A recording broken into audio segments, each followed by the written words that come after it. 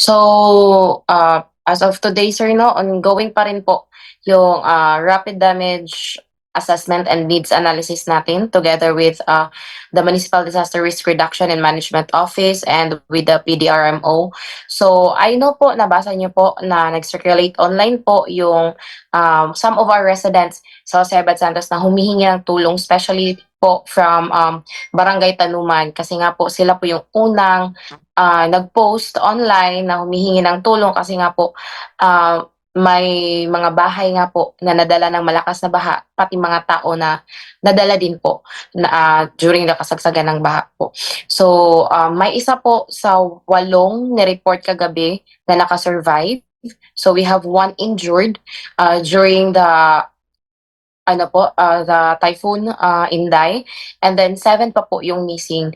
Out of 7 po, may 2 po tayong senior citizens doon po.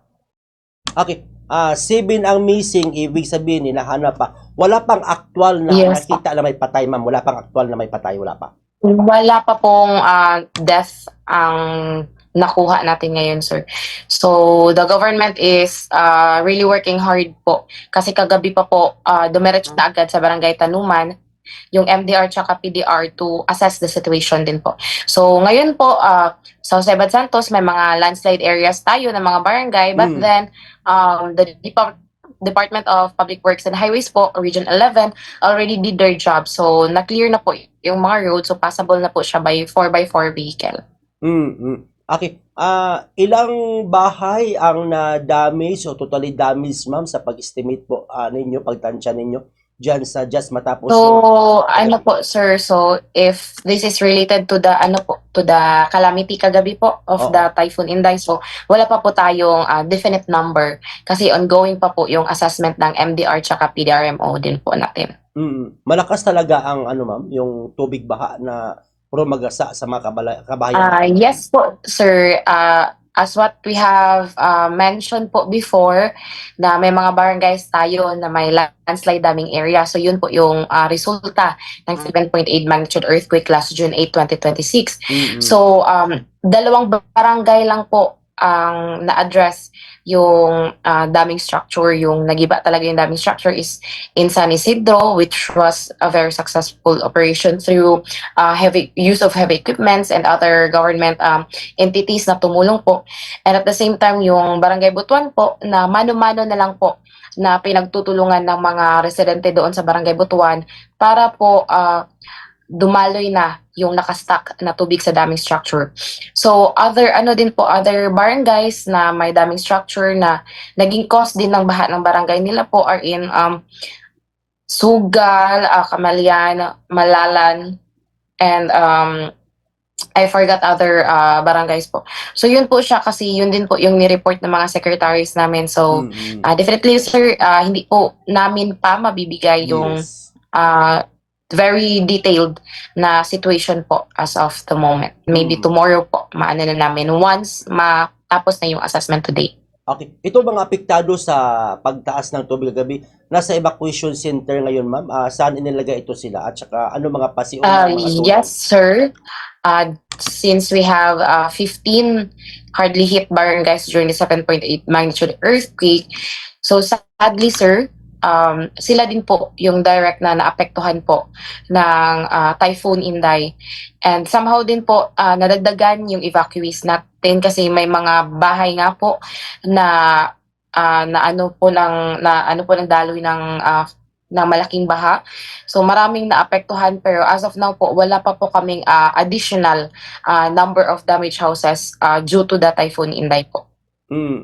Okay. Sa ganitong dyan, masabi natin na epekto sa mga rumagasa na baha. Posible maapektuhan din po ba ang klase dyan, ma'am? Kasi may mga clearing pa na gagawin sa JAS, ma'am? Definitely, sir.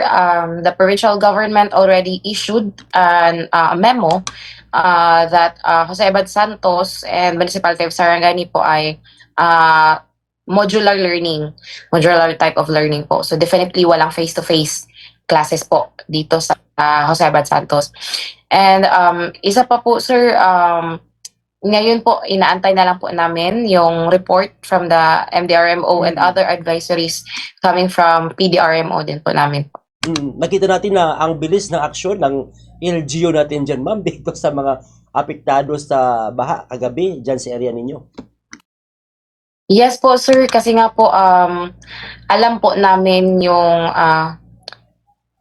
na kung gaano kahirap po yung mangyayari if hindi po namin a-actionan. So that's why we are very thankful po na naka-standby po yung mga heavy equipment ng DPWH Region 11. And thankful din po kami masyado na napaka-active po ng aming mga LGU officials, especially si Mayor Jason po. Kung alam niyo lang naman po na grabe yung paghingi niya ng prayers, ng tulong via social media. So he really utilized well social media platforms. And then kaya nga po mabilis din kami po naka-action. So generally sir, hindi po talaga natutulog ang gobyerno, especially the LGU po. May mga information na yung may mga baha daw sa Barangay Butulan na parang parang ano na, para mag-level na sa niyog ang kalalim. Totoo ba yun, ma'am? Yes po, sir. Pero as I have said, sir, ihintayin po natin yung magiging report out of the assessment na kinandak po ngayon ng ating mga MDR personnel for their out of the day na po. So, also, sir, if nabasa niyo po sa social media, ilang beses na po nag-beg si Mayor sa mga tao, especially sa mga residents po in the low-lying areas or living near the riverside, to evacuate immediately. Pero nga po, hindi din natin makokontrol yung magiging emotion ng tao when they leave their houses. So that's why po, we are really saddened that Barangay Tanuman has missing individuals po na 7. Okay. Ano ang plano ni Mayor, ma'am? Diyan pa rin po ba yung mga tao na apektado manirahan, or parang may plano siya na parang i-transfer na lang para hindi delikado sa mga posibleng mga pagbaha pa sa sunod, ma'am? So, as you know, sir, na parang nasa early recovery stage pa po kami from the 7.8 magnitude earthquake. So, this is another challenge for LG Jose Bet Santos. So, I believe that Mayor is always finding ways po talaga to plan out for the betterment of the people of Jose Bet Santos. So, we will, we will inform you if you will Yes. ask us again po. Sa lakas ng tubig, wala namang naapektuhan na linya sa kuryente, mga poste, wala man na tumba, ma'am, no? Meron naman po, but the electricity provider naman din po are very active. So, dinideploy din po nila agad yung mga linemen nila to restore electricity po. Okay. Ano na po ang mapaabot ninyo sa lahat dyan sa taga-Jazz, ma'am? Although nakita natin na parang busy kayo, nakatuto kayo regarding dyan sa kanila, pag-assist, ano na lang po mapaabot ninyo sa lahat ng taga-Jazz, Ma'am Julie? So, I know po it is a very big challenge sa lahat ng Jasenyos yung napagdaanan natin ngayon kasi hindi pa nga tayo naka-full recover from the 7.8 magnitude earthquake. Here comes na naman the bagyo, the landslide and the flash flood. So, let's just strengthen our faith to God na lang din and also keep on being resilient.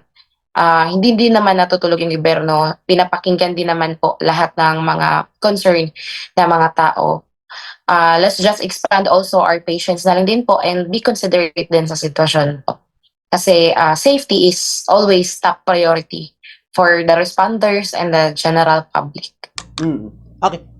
May panawagan ba ang LGU sa Jazz sa national? Ano po ang mapaabot ninyo sa national, ma'am, sa mga posibleng tulong dyan sa inyo sa Jose Bet Santos? Go ahead, Ma'am Julie.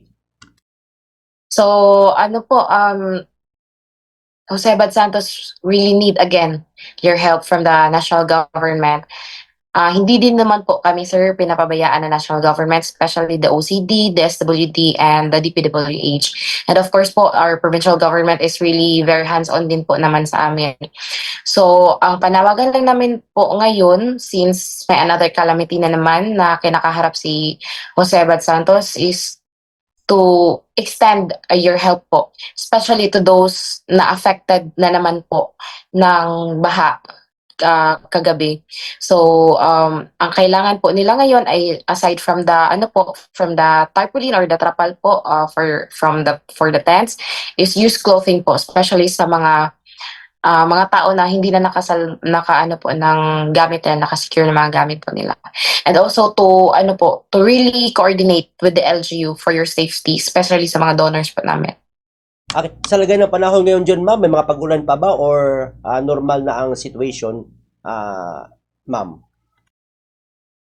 So as we speak, sir, patuloy pa rin po yung pag-ulan ngayon, Mm-hmm.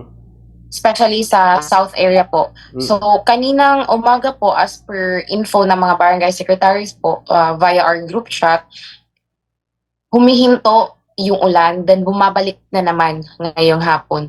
So they're expecting na po na may another na naman po flash flood na mangyayari.